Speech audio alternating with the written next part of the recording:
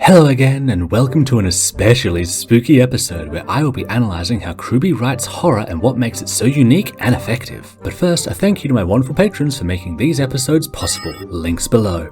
Now, there are many examples of horror genres and themes, be they the psychosexual stories of the Alien franchise, the grisly and punitive slashers, or the invasive body horror of The Thing. RWBY approaches horror from a different, more subtle but no less effective angle, and one with quite a bit of pedigree behind it. Namely, the writers seek to cultivate a sense of dread and despair to create a creeping and all-consuming sense of horror that hangs over one like the fog of Silent Hill. It's a form of horror that does double duty. For the audience, it's heavily rooted in our greater awareness of the plot and world than the cast. To quote Morgana Modegon of the Dot Hack franchise, the higher up it is dropped, the worse the crash will be. Hope is the best spice to bring out despair. We can see, or at least have hints of the oncoming disasters that the cast will only be able to react to before they do, which serves integrally to create that sense of Hitchcockian suspense. Best described in his example where if there's a 10-minute conversation and a room blows up, that's shock, not horror, while if the audience is aware of the bomb, then those 10 minutes become suspenseful horror. Meanwhile, for the cast, it hits differently but just as effectively, as a strategy consciously invoked to undermine their foes, seeking to inspire depression and apathy, yes, just like them, to create a crushing sense of hopelessness so that they won't even try to resist. Before we dig into this subject, let's discuss that pedigree I mentioned, because while CRWBY do it well, they aren't the only writers who tackle topics like hopelessness and despair as a means of cultivating a horrifying atmosphere. Dracula, both the story and character utilize this very effectively. For Dracula, it's both a means of control and entertainment. He doesn't need to offer up babies to his brides for food. It's not even practical. It's a display of power to keep the people mired in hopelessness. This is why he plays with Jonathan and allows him feeble acts of defiance and faux normality, because they all serve to emphasize just how powerless he really is. This is why, even though he is surrounded by targets, he zeroes in on Lucy, a beloved pillar of the community who people are struggling desperately to save while she lives in terror and confusion. The horror is not in the loss of blood, it's in struggling against an encroaching, seemingly untouchable force that will not die.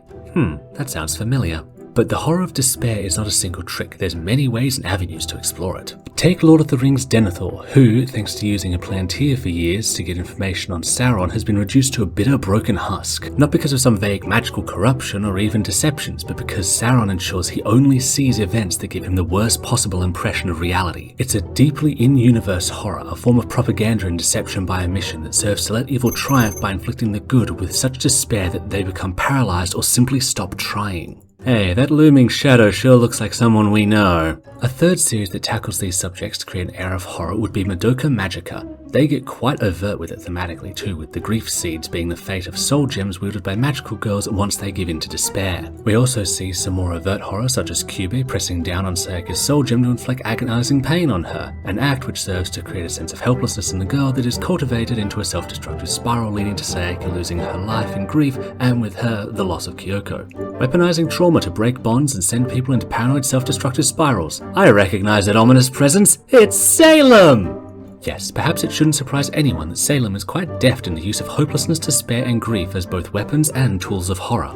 Given she herself is intimately familiar with these from her torturously long punishment at the hands of the gods, Salem has gone on to use this intimate knowledge to her own advantage. Emphasizing and presenting herself as an implacable, unstoppable force of nature is one element, but she also works these concepts into her grim designs. First and foremost, there is our beloved Hound. A grim that seems to be decaying in real time, a bipedal, quadrupedal envoy of nightmare fuel whose ominous presence scares even other grim, and a living but dying beacon of body horror and tragedy in that it only exists thanks to the torturous ruination of a silver-eyed soul. Not only is the Hound ominous, scary, and dangerous in its own right, the Hound haunts the narrative even after it's dead, their existence one of the deepest psychological blows to RWBY of the Ark, and the idea of that fate having befallen Summer being enough to send Yang to her knees in tears. Another fine example is the aptly named Nightmare Grim, a parasite that latches onto its host to feed on their negative emotions before finally overwhelming them and trapping them in a nightmare. Not one of pure fear, no, like with many of the examples above, the goal of the nightmare is to cultivate rather different emotions, namely those that tend towards self-destruction in their target.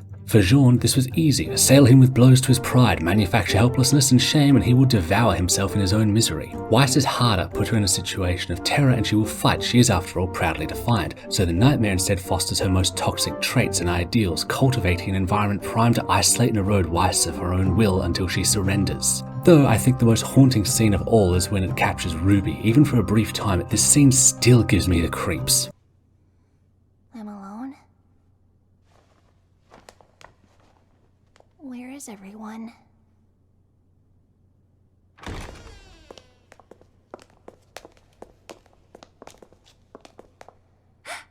Ruby? You're finally awake again! Please! I can't believe you're awake too! Yes, Ruby. All thanks to you. You truly are my best friend in the world, and an amazing leader. I couldn't have done it alone.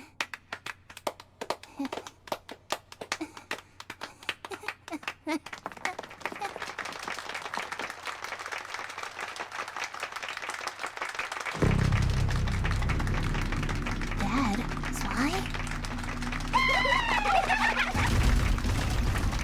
Huh? What? What?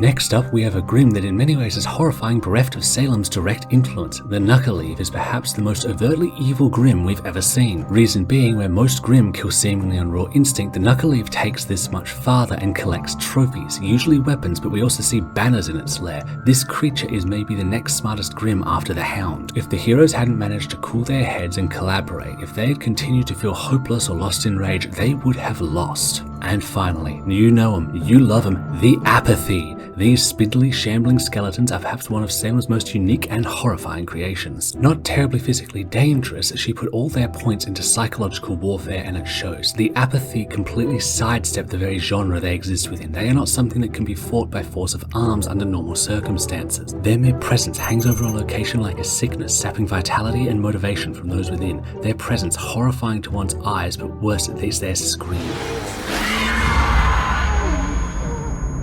A psychic attack that robs you of the will to even move, to even try to survive. Even when alone and isolated, their mere presence was enough to ensure their captor, Bartleby of the Brunswick farm, was too wary and apathetic to finish sealing them in. A fact that ensured the death of him and everyone else in his settlement, because the Apathy are, like people, social creatures that sought out their missing packmates. After which the rest of the settlement couldn't even find the will to get out of bed, and so simply withered away. If not for Ruby's silver eyes and Maria's knowledge, all the fighting power in the world wouldn't have saved Team RWBY & Co. The Apathy win by ensuring there is no fight at all, and every scene with them is chilling and creepy to the core to boot. So there you have it. That is how CRWBY handles horror. Not with shock or gore, but via creeping dread and all-consuming hopelessness. It is a horror with many avenues and executions, both for the audience and character. Thematically, it is also a challenge to the core themes of RWBY and many of its predecessors.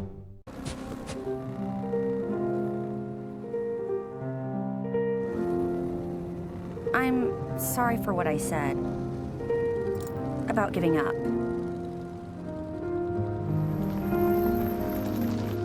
Me too. We can't quit until the lamp is safe. It's not your fault. It was those things. Or to put it another way, it is integral that we keep moving forward, for though our body is weak and breakable, the spirit is indomitable.